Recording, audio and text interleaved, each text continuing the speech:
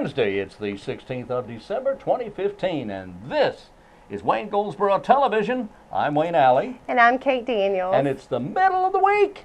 Oh boy! Oh boy! Why is that exciting? Because we are halfway to the end of the week and we are inching our way closer to Christmas and the end of a good year. Now you see, I knew there had to be a reason. There's a reason. There's a reason. There's a reason. There's a reason.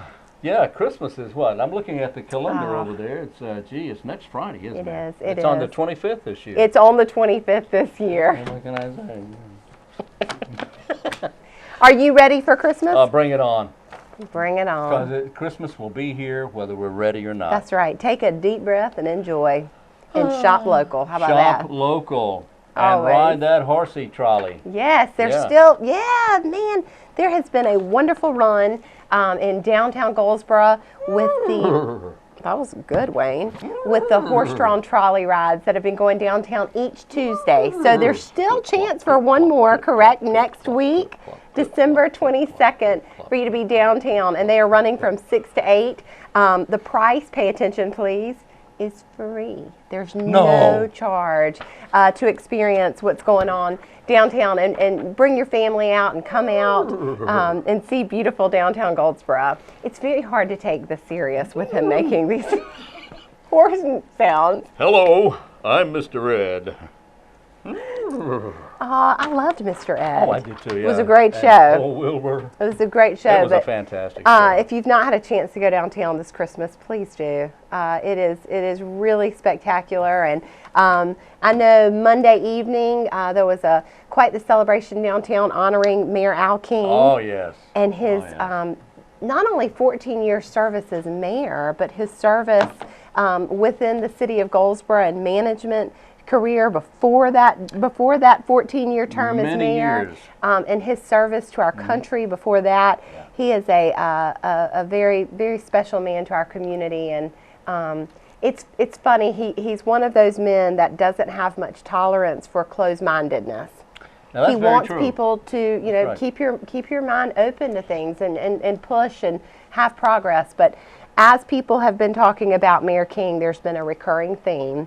And that has been about how kind and genuine he is. And he is certainly the people's mayor and has done wonderful things in our community. So being downtown, I heard a lot of echoes from people that were like, I haven't seen downtown since it was done, and how beautiful it looked and quite magical. And it was under his watch. And he is an extreme, fine example of a representative of the city of Goldsboro, a fine spokesperson, and just did a fine job as mayor of the city for many years. And as you mentioned, as a city employee for many years prior to that.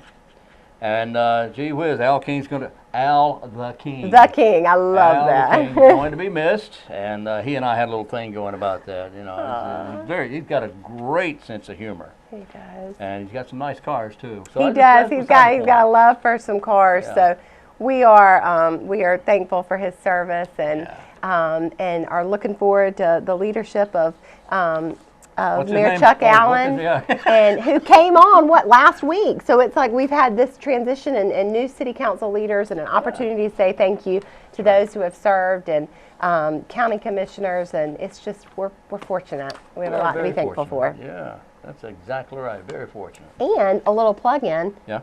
If you're watching and you want to be more plugged into what's going on in your community, 1, watch the show, 2, watch the show, and 3, watch the show. Oh, that's good. Because you will hear, you record when county commissioner meetings will air on this show. You'll obviously hear things going on in the community. So there's just a plug there to be connected. Watch this show. It's on all throughout the week. And stay tuned in. Great website resources within the county and the city. And the chamber certainly tries to stay plugged in there.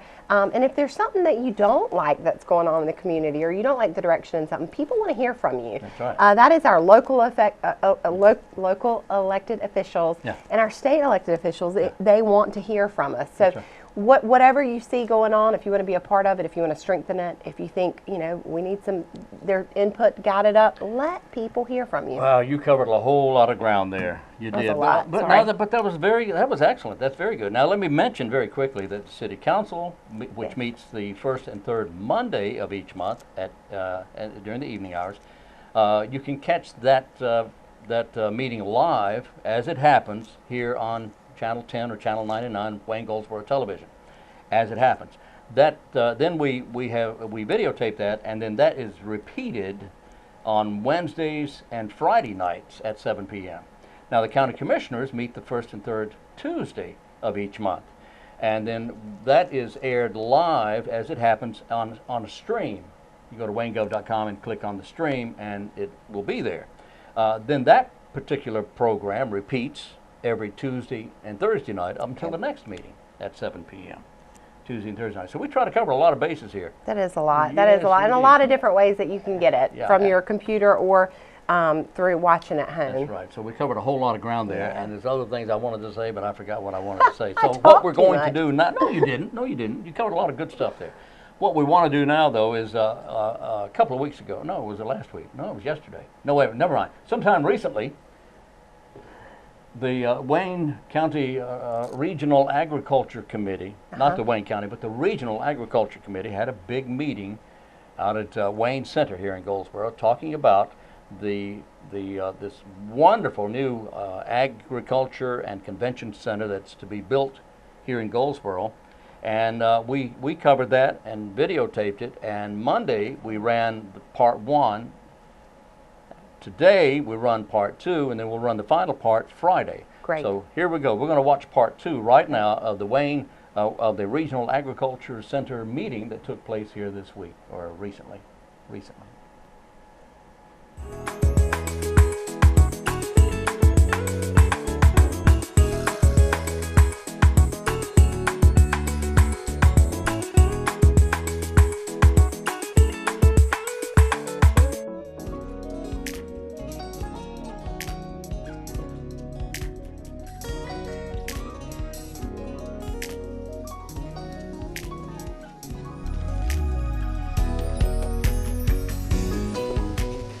Good morning, everyone. I am Kristen Hess with HH Architecture. I'm pleased to be with you this morning. Can everyone hear me? Great. Very excited about this project. This is a landmark project. It's an honor to be working on it, and we're just thrilled to be a part of it. So thank you for this great opportunity. All of you should have a packet at your spot that starts out with a site plan that looks like this. And these are the drawings that we're going to go through in the presentation, but these are yours to keep. If anyone does not have one, Jackson can bring one to you, or if you need an extra, we have a few extras at the end if you need them. Okay. We're going to start out with where is it going. It's going on Wayne Memorial Drive. It's the address is 3114 Wayne Memorial Drive, Goldsboro. And essentially, we are right next to Wayne Community College and very close to the intersection of New Hope Road and Wayne Memorial Drive. Basically, and I forgot my pointer. Do you might have a pointer? So that right there is 18 roughly acres, but and I'm going to get to this, the project is really only 12 acres. And then the immediate corner parcel is about 6 acres, and the city is retained to that, and they're going to do a hotel and restaurant complex there that will work to the benefit of both parties. And I'm going to go over that on the presentation. So this is just a zoom in of that 18-acre corner. And now here we are on the site. So if you look at your packet, or if you want to look at it on the screen, there's a big ceremonial entrance right there. That's the main entrance off Wayne Memorial Drive. And you'll come in, and the building will be front and center. But over in the corner, we've got it labeled, it's kind of ghosted out, and it's labeled future development, and that's the city's exciting opportunity to put a hotel, conference center, and maybe a couple of restaurants on that corner. Don't know who it will be yet, but it's a great opportunity. And everything's been designed so that those two functions can be seamless. You can walk from the hotel right over to the Agriculture and Convention Center. A lot of the parking is in the back of the building, but it doesn't look like the back, and I'll show you that in a minute. A really nice large parking area. There's about 525 parking spaces back there, and there's a lot of safe pathways to the building. There's one sort of main promenade to the building, to a plaza.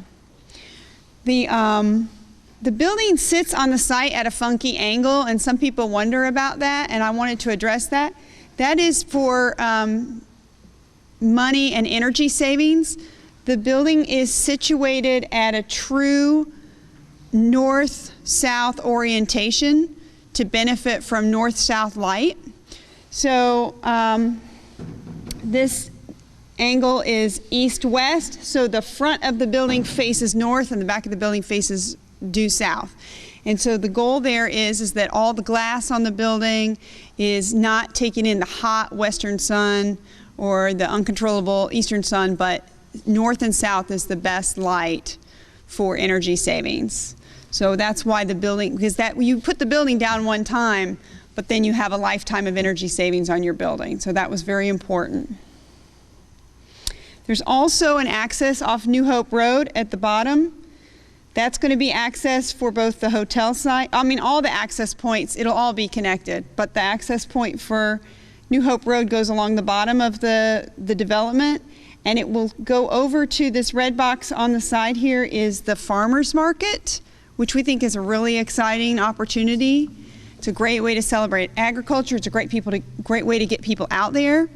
And so the farmers market will have a pedestrian connection between the building and the parking, and then the road and the sidewalk will continue down to an existing parking lot that's owned by the community college and maintained by them, but it's brand new and it's hardly used.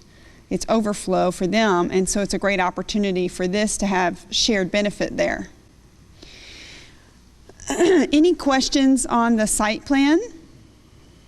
Great question. That is true. There will be some roadway improvements and turn lane improvements. We are at the 35% design level, so I don't have all the details yet. But one good thing is the city manager has been in our meetings, and he's been helping to negotiate with DOT to try to help keep it reasonable. We want it to be safe, we want it to be good, but we also don't want it to break the bank. So another thing to notice, and I don't think it's as noticeable on this map, but I'm going to go back one. If you look at this overall site plan, there's a huge amount of undeveloped land down below this property. And that is future development for the community college. And we're going to have to do stormwater detention and treatment, and so rather than put a big pond up at the corner of the road or right behind the building, the county and the city got together and looked at how can we look at this whole area as a regional development. And so there's going to be a stormwater facility built back in a swamp where it was not going to be developable anyway, and it works to everyone's benefit that future development is already taken care of. So I think it's important to note that the folks in charge of this on both sides are planning for the future and doing it in a really smart way, which is really exciting to not be short-sighted about things. All right, the next slide is the floor plan. And I admit that it's small and hard to read, so if you have any detailed questions afterward, I'd be happy to go over any of the little spaces with you. And we also have boards of this over on the wall. So the main entrance to the building, there's no back to this building. I call it the front and the back, but there's really no back because you're going to come in either way, and they're both going to be a main entry. But we've turned the plan on you a little bit, just to make it fit on the page, but right here is the covered drop-off. So Wayne Memorial Drive is out here, and you've come in and you can drop people off right here. This is the main lobby. Or you might go around in either direction and you might park and walk in, and this is an outdoor plaza. And the outdoor plaza is going to have some really neat agricultural focused plants. So that'll be a fun thing. Like at the Department of Agriculture downtown in Raleigh, where they have the plaza, Bicentennial Plaza, and they have like cotton and corn, all that neat stuff. Something like that. We want to celebrate crops, and it could be rotated and be special to whatever's going on and whatever we're talking about right now. So the main lobby is here kind of at the crux. On this side is all the agencies, all the agriculture agencies. On this side is all the big convention center. So if you are on the convention center side, you're in the lobby, there's a large bank of restrooms here, and then there's a huge assembly hall here, and then there's a hallway with classrooms, breakout rooms, more restrooms, large commercial kitchen in the back of house, large service yard and loading dock area, and then, you know, back of house function, and then a back of house corridor to service the assembly hall. And the assembly hall, we'll get into the detail of how that configures itself because it's a quick change, you know, a lot of different ways you can use it and flexible, so we'll talk about that in a minute. On the agency side, you have cooperative extension in blue, you have USDA and Farm Service in yellow, and you have soil and water and NRCS in green. They have some of their own entrances, if you will. They have their own restrooms, they have their own break areas. The Cooperative Extension Agency has a big 4-H room that can also double as a breakout room or a classroom or just a lot of things, very flexible. It's going to have a master gardener area. It's going to have a demonstration kitchen. So a lot of great functions there. Any question on the overall floor plan? I know I'm kind of going fast through it, but okay. Elevations. This building is, it's sort of separated into the two halves, the office side and the assembly side, or the convention side. It has different construction types. It's separated with a firewall, and the large assembly part of the building is 40 feet tall. It's a big building. It's got 25-foot high ceilings in the assembly space. The exterior of this building, we wanted to have it blend in with the community college. The community college is a very attractive campus. It has beautiful buildings, and they are primarily brick and glass. And so that was our starting point. You want durable, long-lasting material. You just can't beat brick for a great price. We are looking at potentially a little bit of a stone base. It could be, that could take shape in a lot of different ways, and that's something we'll be looking forward to working with the construction manager at risk on for cost options there. But I think just a nice plinth or stone base to sort of give it that prominence. This is a civic building, and then the brick, and then the glass. So these are flat elevations. They're not as telling as the 3D renderings, so we'll get to those.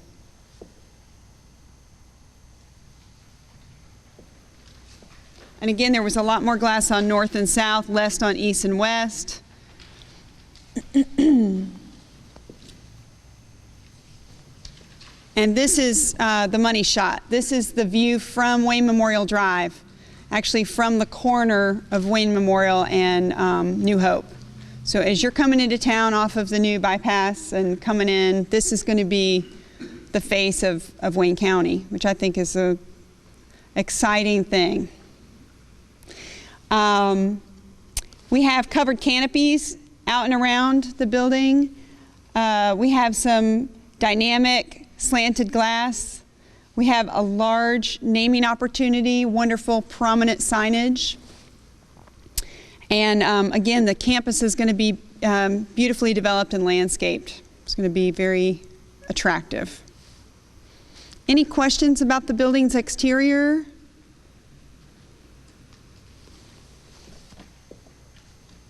Here's the view of that secondary rear entrance from the parking. This is that plaza I was describing.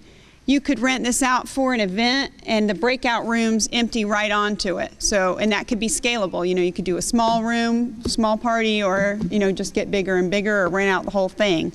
So there'll be a lot of opportunities there.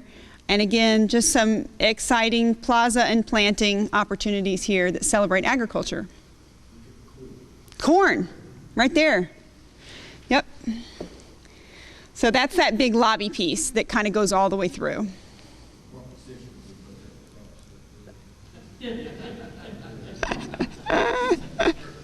Just one more job for Kevin Johnson.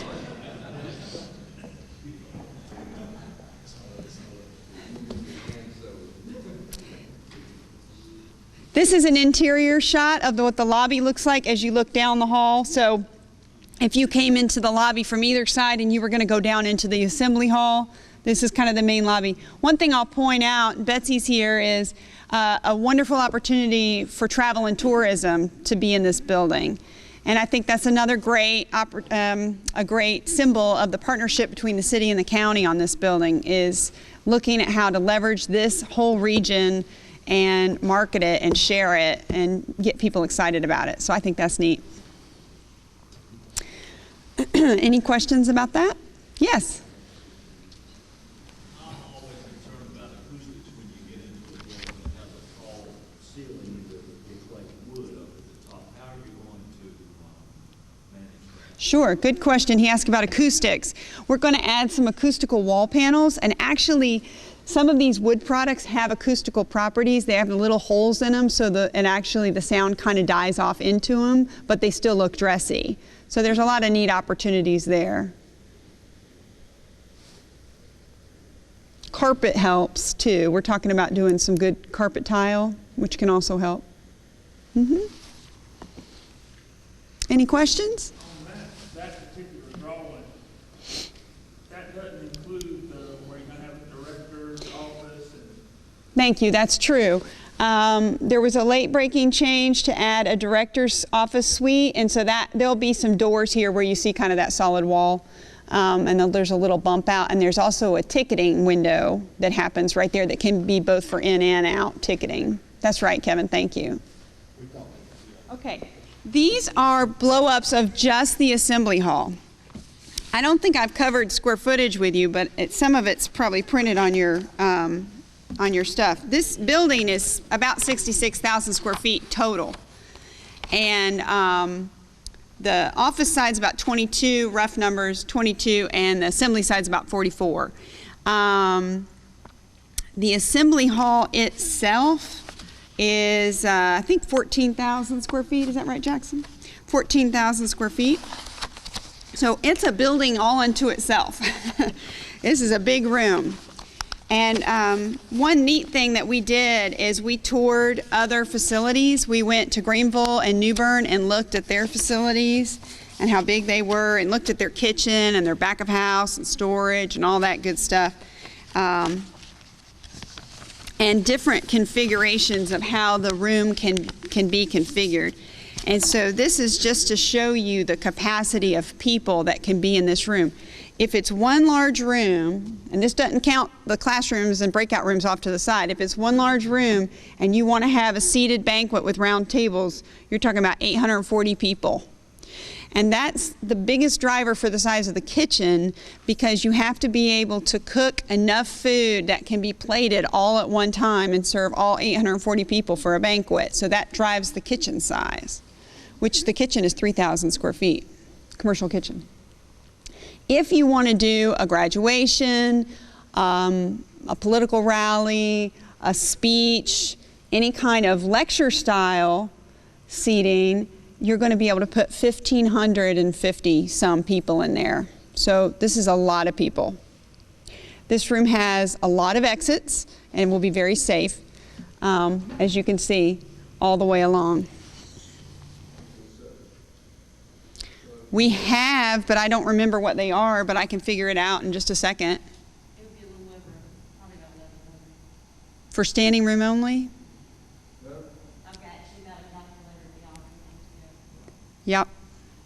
Because the community college would really like to hold their graduations in here.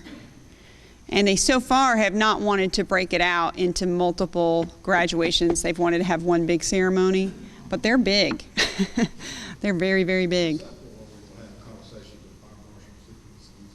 Yeah, and the goal is to talk with the fire marshal and just see how many more people we can put in there.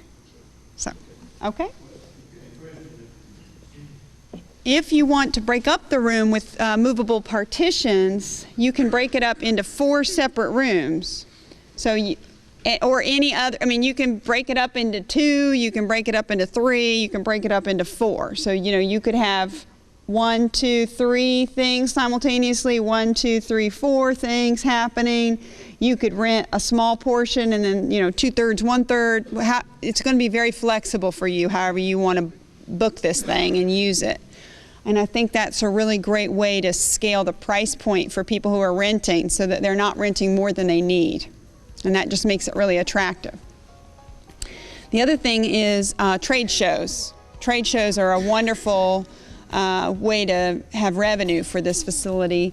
And so you have all different ways that people do trade shows. Sometimes it's 10 by 10 booths, sometimes it's 8 by 10 booths, and sometimes it's 8 by 8. Obviously, the smaller the booth, the more you can fit in there. But a lot of times people like to go with a premium 10 by 10 booth size. Yes, sir.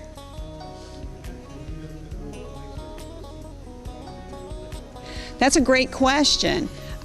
We have a wonderful mechanical engineer on the project who's a local company, Intech Engineering, and I don't know the specific answer to that, but typically things are zoned so that we can make it, and we're not quite to that because we're only at 35%. The detail is not there yet, but a lot of times there's redundancy in a building like this, and there's also scalability so that you only turn on what you need.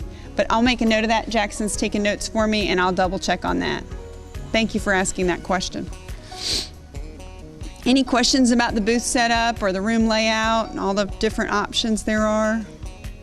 It's really quite limitless. I really appreciate it. It's a joy to work on this project, and I think it's something for this region to be very proud of. Thank you.